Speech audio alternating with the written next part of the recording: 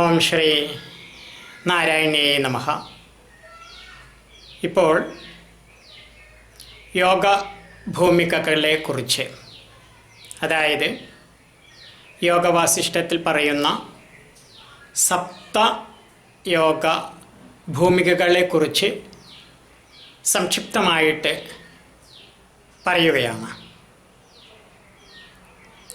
അതിൽ പറയുന്ന ആദ്യത്തെ യോഗഭൂമിക ശുഭേച്ഛയാണ്. ശുഭേച്ഛ എന്ന് പറയുമ്പോൾ ഇവിടെ ഈ സംസാരത്തിലെ സുഖം എന്ന് പറയുന്നത് അനിത്യമാണ് എന്ന് ബോധിച്ച് നിത്യമായിരിക്കുന്ന ആത്മസുഖം അനുഭവിക്കണം എന്ന ആഗ്രഹത്തെയാണ് ശുഭേച്ഛ എന്നതുകൊണ്ട് അർത്ഥമാക്കുന്നത്. ആയതിനു വേണ്ടി സത്സംഗം, ശാസ്ത്ര ശ്രവണം, മനനം, നിധിധ്യാസനം എന്നിവയെല്ലാം ചെയ്ത് ഈ സംസാരത്തിൽ നിന്നും മോചിച്ച് നിത്യമായിരിക്കുന്ന അനശ്വരമായിരിക്കുന്ന സുഖം പ്രാപ്തമാക്കണമെന്ന ചിന്തയിൽ ഉറച്ച ഒരു യോഗ സാധകൻ്റെ മനോവ്യാപാരത്തെയാണ് ശുഭേച്ഛ എന്നതുകൊണ്ട് അർത്ഥമാക്കുന്നത്. അതായത് എനിക്ക് ബന്ധമുണ്ടോ ദുഃഖമുണ്ട്, അതാണ് സിദ്ധാന്തം. സംഘം, മമത എവിടെയുണ്ടോ അവിടെ നിസ്സംഗമാവുവാൻ പ്രയാസമാണ്. ആയതുകൊണ്ട് തന്നെ ദുഃഖവും ഉണ്ടായിരിക്കും. ആയതുകൊണ്ട് ഈ ദുഃഖത്തിൽ നിന്നും നിവൃത്തി നേടണം എന്ന ശുഭമായ ഇച്ഛ, ആ ഇച്ഛയിലെത്തി ഗുരുനിർദ്ദേശമനുസരിച്ചിട്ടുള്ള സാധനകൾ ചെയ്തുകൊണ്ടുള്ള ഒരു ജീവിതചര്യ ശുഭേച്ഛ എന്ന യോഗഭൂമികയിൽ സാധകർക്ക് ഉണ്ടാകും. അതിൻ ഫലമായിട്ടാണ് രണ്ടാമത്തെ യോഗഭൂമികയായ സുവിചാരണയിൽ എത്തുന്നത്. എന്താണ് സുവിചാരണ എന്ന് പറഞ്ഞാൽ? നല്ല വിചാരം, മനസ്സ്, ബുദ്ധി, അഹങ്കാരം മുതലായിരിക്കുന്ന ഇന്ദ്രിയ വ്യാപാരങ്ങളെ വിഷയത്തിൽ നിന്നും നിവർത്തിപ്പിക്കുവാനുള്ള വിചാരത്തെയാണ് സുവിചാരം എന്ന് പറയുന്നത്. അപ്പം ഇതിൻ്റെ ഫലമായിട്ട് പുണ്യം വളരും. പുണ്യം വളരുമ്പോഴോ ഈശ്വരവിശ്വാസം, ഭക്തി, വേദാന്ത വിചാരം മുതലായ വിഷയങ്ങളിൽ ശ്രദ്ധയുണ്ടാകും. അപ്പോഴോ ഞാൻ ആരാകുന്നു, ഈ ജഗത്ത് എവിടെ നിന്നുമുണ്ടായി, മനുഷ്യ ജീവിതം കൊണ്ട് സാധിക്കേണ്ടത് എന്താണ്, ഈ തരത്തിലുണ്ടാകുന്ന വിചാരത്തെയാണ് സുവിചാരം എന്ന് പറയുന്നത്. അപ്പോൾ അനിത്യമായത് അനിത്യവും നിത്യമായത് നിത്യവും എന്ന വിവേകം സാധകരിൽ ഉണരുക തന്നെ ചെയ്യും. ആയതിൻ്റെ ഫലമായിട്ട് തനുമാനസ എന്ന മൂന്നാമത്തെ യോഗഭൂമികയിലേക്ക് എത്തിച്ചേരുകയാണ്.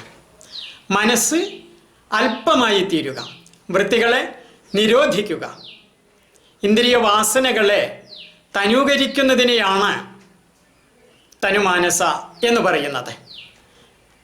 അത് തനൂകരിക്കുവാൻ പ്രഹ്ലാദ ഭക്തി നമുക്കുണ്ടാകണം.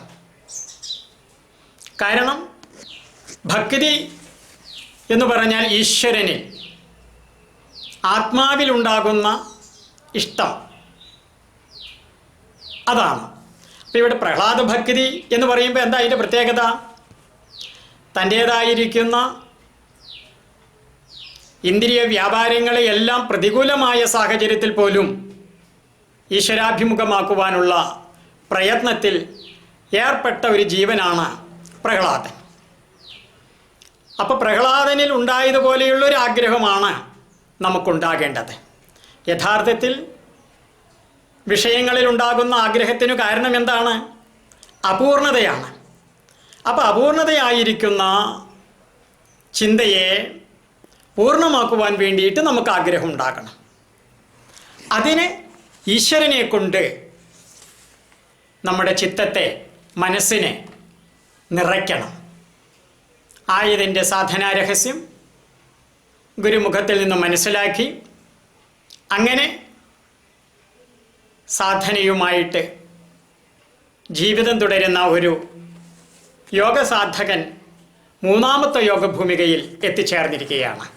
ഇനിയാണ് നാലാമത്തെ യോഗഭൂമിക, അതായത് സത്വോപത്തി. സത്വോപത്തി എന്ന് പറയുമ്പം സത്വഗുണ സമ്പന്നത, മനസ്സ് സത്വഗുണത്താൽ നിറയുന്ന അവസ്ഥ, ജ്ഞാനം, പൂർണ്ണത, അതാണ് സത്വഗുണം നിറഞ്ഞാലുള്ള അവസ്ഥ. അപ്പം അതിനെ തടസ്സമായിട്ട് നിൽക്കുന്നത് എന്താണ്? വാസനയാണ്, ഇഷ്ടാനിഷ്ടങ്ങളാണ്. അപ്പം അങ്ങനെയുള്ള വാസനാനാശത്തിനായിട്ട് എന്തു ചെയ്യണം? മനസ്സിൽ ഈശ്വരാ സാക്ഷാത്കാരം ഉണ്ടാകണം. ഈശ്വരനെ അനുഭവിക്കുവാൻ, അറിയുവാൻ സാധിക്കണം. അപ്പോൾ രജോ ഗുണങ്ങളുടെയും തമോ ഗുണങ്ങളുടെയും ക്ഷയം ഉണ്ടാകുമ്പോഴാണ് സത്വഗുണം നിറയുക. ഈ രജോ ഗുണം എന്ന് പറഞ്ഞാൽ എന്താ? ആഗ്രഹമാണ്. അപ്പം ആഗ്രഹമില്ലാതെ കർത്തവ്യകർമ്മങ്ങളെ ഈശ്വരപൂജയായിട്ട് അനുഷ്ഠിക്കണം.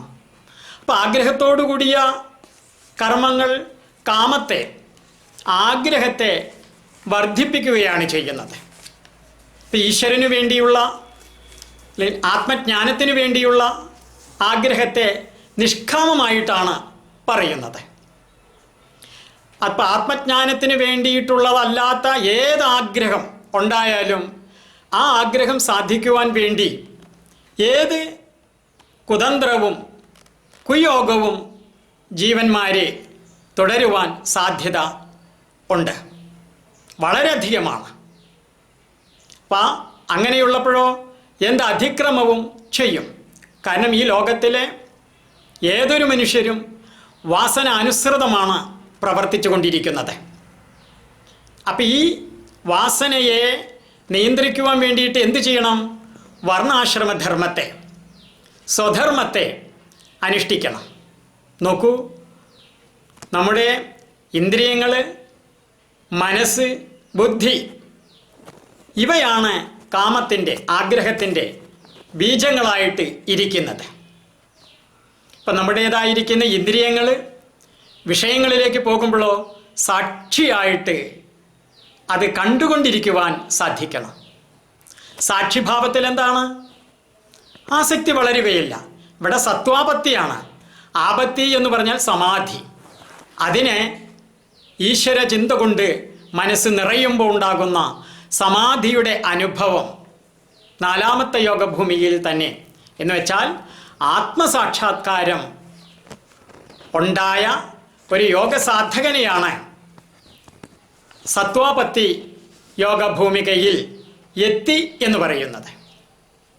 ഇനിയാണ് അഞ്ചാമത്തെ യോഗഭൂമികയായിരിക്കുന്ന അസംസക്തി, സക്തി ഇല്ലാതിരിക്കുക. വിഷയപദാർത്ഥങ്ങളിൽ ആസക്തി ഇല്ലാതിരിക്കുക. അപ്പം അസംസക്തി ഉണ്ടാകാൻ എന്ത് വേണം? അപ്പോൾ ഭക്തി ഉണ്ടാകണം എന്നുള്ളതാണ്. അപ്പോൾ ഈശ്വരനെ അനുഭവിക്കലാണ് യഥാർത്ഥത്തിൽ ഭക്തിയുടെ ലക്ഷണം. സച്ചിദാനന്ദം, നിരപേക്ഷമായിട്ട് നോക്കൂ. നമ്മുടെ ഈ ജീവാത്മഭാവം, ജീവബോധം, ഞാൻ ജ്ഞാനിയാണ്, യോഗിയാണ്, കർമ്മിയാണ്, സന്യാസിയാണ്, ഗൃഹസ്ഥാശ്രമിയാണ്, വാനപ്രസ്ഥാശ്രമിയാണ്, ഗൃഹസ്ഥാശ്രമിയാണ്, ബ്രഹ്മചര്യാശ്രമിയാണ്, ഇതൊക്കെ ജീവഭാവം കൊണ്ട് തോന്നുന്നതാണ്. ഈ ജീവഭാവത്തിന് കാരണമെന്താ? അനാദിയായിരിക്കുന്ന അവിദ്യയാണ്. അപ്പം അവിദ്യ അങ്ങോട്ട് നശിച്ചാലോ ജീവോ ബ്രഹ്മൈവ നാവരാ എന്നുള്ള രീതിയിൽ അങ്ങോട്ട് ആ സച്ചിദാനന്ദമായിരിക്കുന്ന ആനന്ദ അനുഭൂതിയിൽ ഉറയ്ക്കും. ഈ സംസാരത്തെ നിലനിർത്തുന്നത് അവിദ്യയും കാമവും കർമ്മവുമാണ്. അതിൽ നിന്നുള്ള മോചിക്കപ്പെട്ട മനസ്സിൻ്റെ അവസ്ഥയാണ് അസംസക്തി എന്ന യോഗഭൂമിക. ഇനി ആറാമത്തെ യോഗഭൂമികയാണ് പദാർത്ഥാഭാവനി. പദാർത്ഥങ്ങളെ ഒന്നും ഭാവന ചെയ്യാതെ ഇരിക്കുക, നാമരൂപങ്ങളെ ദർശിക്കാതെ ആത്മസ്വരൂപത്തെ മാത്രം ദർശിക്കുക. ദർശിക്കുക എന്ന് പറഞ്ഞാൽ എന്താ? അനുഭവിക്കുക, അതുമായിട്ട് ഒന്നായി ചേരുക എന്ന് വെച്ചാൽ ബുദ്ധി മാത്രം പ്രവർത്തിക്കുന്ന അവസ്ഥ, ബോധം മാത്രമായി ഇരിക്കൽ. ഇപ്പം ഈ അഹങ്കാരത്തിൻ്റെതായ ഭാവങ്ങളെല്ലാം നശിച്ച് സംസാര ദുഃഖങ്ങളെയൊക്കെ നശിപ്പിക്കുന്ന ശക്തിയായിട്ടുള്ള ഉണർവാണ് ആറാമത്തെ യോഗഭൂമിക. അവിടെ എത്തിക്കഴിഞ്ഞു. ജീവൻ മുക്തി നിലയുടെ പരമോന്നതമായ നില. പിന്നെയാണ് തുരീയം. ജാഗ്രത്, സ്വപ്നം, സുഷുപ്തി മുതലായ 3 അവസ്ഥകളിൽ നിന്നും മോചിച്ച് ഒന്നും ഓർക്കാതെ എന്നാൽ ഉറങ്ങാതെ എന്നാൽ ഉണർന്നിരിക്കുന്ന ആ വിദേഹ കൈവല്യം, വിദേഹമുക്തിക്ക് കാരണമായിരിക്കുന്ന ആ യോഗഭൂമികയാണ് തുരീയം എന്ന് പറയുന്നത്. അപ്പം ഈ യോഗഭൂമിക എന്തിനാണ് നമ്മൾ മനസ്സിലാക്കുന്നത്? ആദ്യം ശുഭേച്ഛയിൽ എത്തിക്കഴിഞ്ഞാൽ പിന്നെ നമ്മൾ സ്വാഭാവികമായിട്ട് തുരീയം എന്ന് പറയുന്ന സപ്ത യോഗഭൂമികയുടെ തലത്തിലേക്ക് എത്തും, ഉണരും. ഇപ്പം ജീവൻ മുക്തിയും വിദേഹമുക്തിയും നമുക്ക് മനുഷ്യജന്മം കൊണ്ട് തന്നെ, ഒരു ജന്മം കൊണ്ട് തന്നെ സാധിക്കുവാൻ ഉതകുന്ന യോഗസാധനകൾ ചെയ്തുകൊണ്ട് ഈ ജീവിതത്തിൽ ജീവിച്ചു പോകുവാനുള്ള ഉപായമായിട്ടാണ് വസിഷ്ഠ മഹർഷി ശ്രീരാമ ഭഗവാനെ ഈ യോഗഭൂമികയുടെ രഹസ്യം വെളിപ്പെടുത്തി കൊടുത്തത്. ആയതിൻ്റെ അറിവ് നമുക്കേവർക്കും നിത്യാനന്ദവും അതുപോലെ സദാചാരനിഷ്ഠയും ബോധിച്ച് അതിലൂടെ ഈ ലോക വ്യവഹാരം മുന്നോട്ട് പോകുവാനുള്ള ഒരു പ്രചോദനമായിട്ട് ഭവിക്കട്ടെ. അതിനെ നമ്മെ ഏവരെയും സച്ചിദാനന്ദ പരമ്പൊരുളായിരിക്കുന്ന ആ സർവേശ്വരൻ അനുഗ്രഹിക്കട്ടെ. ഓം ശ്രീ നാരായണ്യൈ നമഃ. ഓം.